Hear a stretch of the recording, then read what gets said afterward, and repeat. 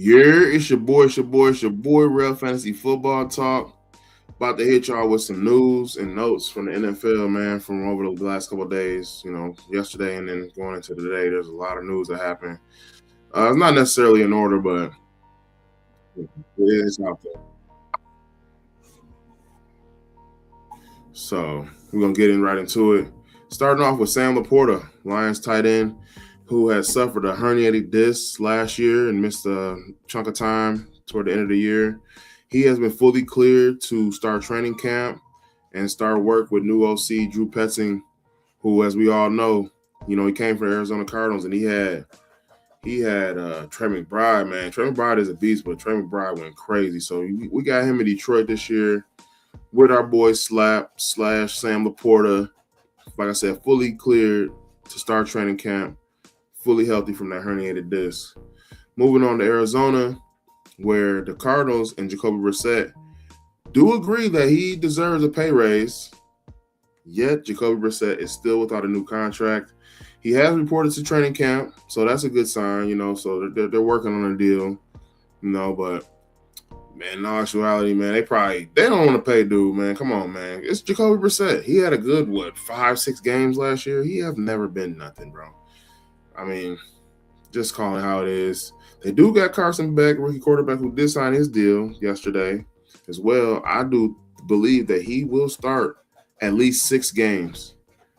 I believe Beck will start at least 6 games this year. So big up to the Cardinals. See what they're gonna do this year. They're gonna sign Jacoby Brissett back, and they definitely are in the running for the number 1 pick. And wouldn't it be crazy if the Cardinals got the number 1 pick and they picked the boy Arch Manning out of Texas, team him up with Marvin Harrison Jr. You'd have Manning to Harrison 2.0. That'd be crazy. I want to see that happen. All right, we're going to move on to the Panthers. A lot of Panthers news right now. Some good, some bad, some tragic. All right. Starting off with Tet. This is the good news. Tet McMillan is to play a lot of big slot this year. That's a huge move for them. Moves him closer to the quarterback. His routes closer to Bryce Young, who we all know is not a very good outside of numbers type of thrower. So he's very good over the middle of the field. So that'll put Tet in the middle of the field for a lot of routes to get him the ball easily, and see what he can do. Tet is like a perfect prospect coming out of I think it was Hawaii or something. Good numbers at USC, good dominator ratings, good target share. So they got a guy in Tet at receiver. I'm not really a believer in Bryce Young. I like Bryce Young in it when he went to Alabama. He was looking nice, man. Him and J-Mo was hooking up and all that. But I ain't really seeing it for Bryce in the NFL, man. I don't want my quarterback throwing for 170 yards and stuff like that, man. I need him to do a little more, man. So, yeah, Tet to play some big slot. On the Jonathan Brooks, he will not be limited from double ACL tears over the last 2 years. He's going to be ready to go, start a training camp. He will not be limited in training camp. Now, more Panthers news. The Panthers lose their left tackle, Ikem Ekwonu, to the PUP list. He's not expected to be ready for week 1. And even worse news for the Panthers, they lose second-year edge rusher Nick Scorton to an ACL injury. Has been confirmed. He will more than likely miss the whole year. Maybe try to make a comeback in the playoffs, but we'll see about that. On to the Jets. They're saying that Isaiah Davis is the early favorite for the RB2 job for the Jets. I know everybody that drafts best ball has been drafting Braylon Allen as a number 2. But, I mean, it makes sense, though. I mean, he's more versatile as Isaiah Davis than Allen. Really just has to do with catching the ball. He's more he has better hands than Braylon Allen, so I could definitely see Isaiah Davis taking that job from Braylon, like a 20-year-old Braylon Allen. He's can't even drink yet, I don't think. Moving on to the Texans, I guess we'll call it. Joe Mixon has been telling former Cincinnati Bengals teammates that his career is over. Joe Mixon, if you remember, he cheddar bobbed himself, man. He shot himself in the foot last year or something. They've been trying to sweep it under the rug. It's just like a regular injury, but no, he shot himself in the foot, and his foot probably not going to get back right to football standards. So Joe Mixon probably done in the NFL. We'll see coming up. To free agent news, Tyreek Hill has no power in his left leg. Yeah, gone. Dead leg. Used to be, this guy was the fastest guy in the league. Now with no power in his left leg, he was working out earlier in the offseason, and he was saying that he didn't have a timetable for a comeback or whatever. But now with this news, it might be wraps on Tyreek Hill too. I mean, I guess we'll see. But from the report I read, it's saying he's saying he has no power in his left leg. So, hey, good luck to Tyreek in getting back right. All right, Jaguars news. Head coach Liam Cohen is expecting a big year from Bashaw Tootin. The head coach, the head coach talked up Tootin's ability to create yards after contact and his speed. We know that ETN is in New Orleans now. They did bring in Chris Rodriguez, but he's a very one-dimensional player. He's only really just a ball carrier. He's not a catcher of the football, really. So look for Tootin to have a big year. Oh my God, this dude.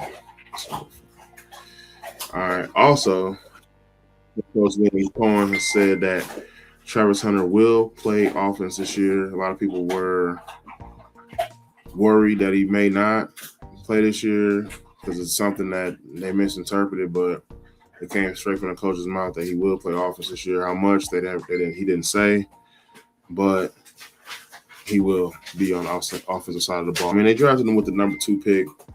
He came out of college playing wide receiver and cornerback. So, why would you're not going to spend that pick on I guess you could spend it on a wide receiver or corner, but they drafted him for that reason. He was phenomenal in college, and he can do it in the NFL too. It's just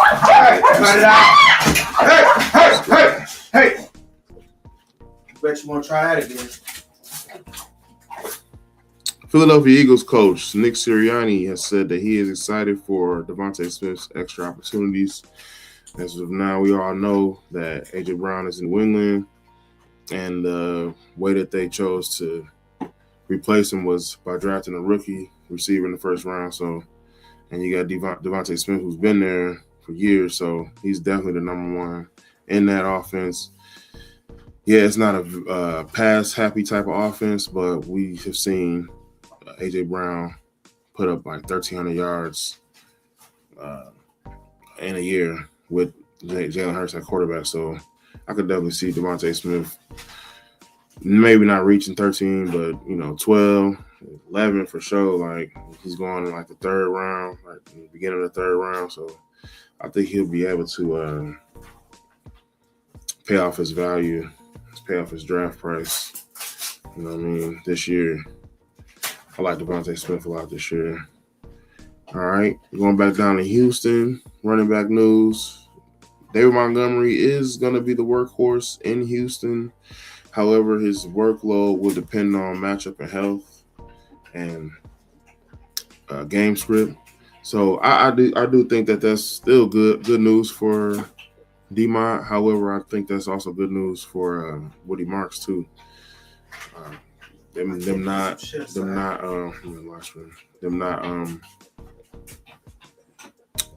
dismissing them like that.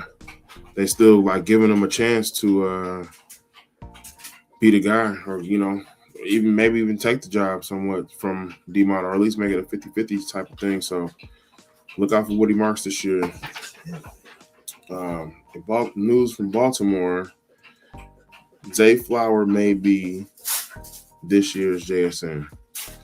Now, it's similar to Philly's offense, as in it's not a very pass-heavy offense, but if you think about it, neither is Seattle's offense. Seattle's more of a running team anyway. So, I mean, and then with him being pretty much the only target there, you got him, you got Mark Andrews, and you got Bateman, who ain't never lived up to it.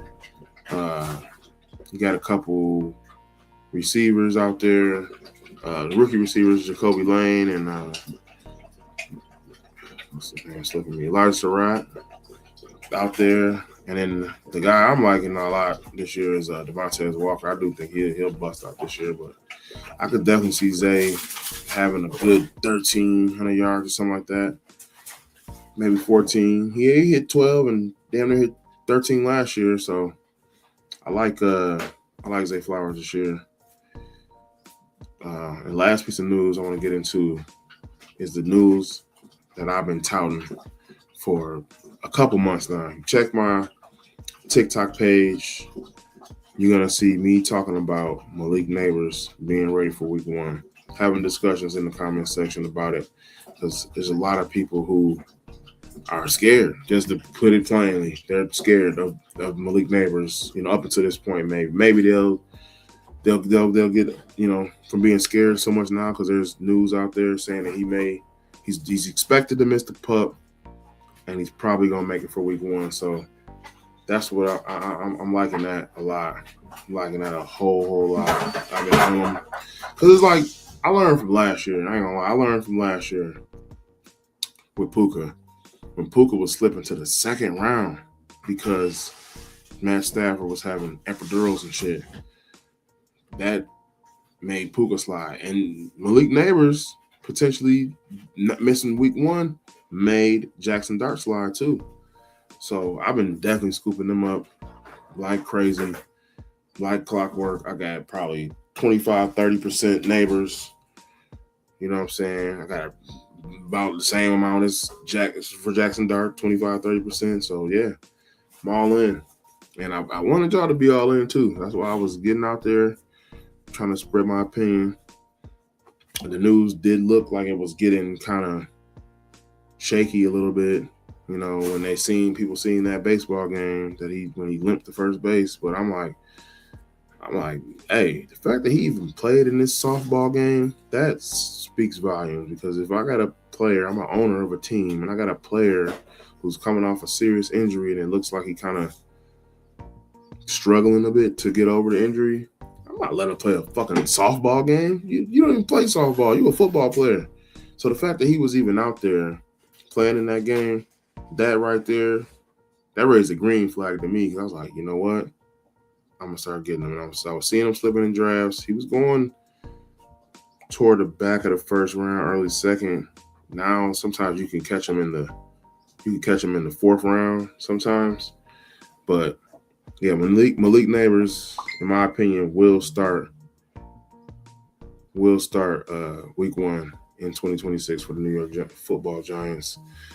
Yeah, that's the news. I wanted to really just hit on those topics. I wanted to bring it to my people, man. See what y'all think about it. Just run through it real quick. Sam Laporta has been cleared for training camp. Brissett and the Cardinals are in agreement he needs a raise, but they don't have one yet. They're still working on it. A lot of Panthers news. Ted to play big slot. Jonathan Brooks will not be limited in training camp from his double ACL tears the last couple of years. However, they did lose second-year pass rusher Nick Gordon to an ACL injury. They're losing left tackle Ika Mekwano to the PUP list. He isn't expected for week 1, so he might miss the first 4 to 6 games. Isaiah Davis is the early favorite for the RB2 job and for the Giants. Joe Mixon's telling former teammates that his career is over. Tyreek Hill has no power in his left leg. Jags head coach Liam Cohen is expecting a big year from Tootin. He likes his ability to create yards with the contact and his speed.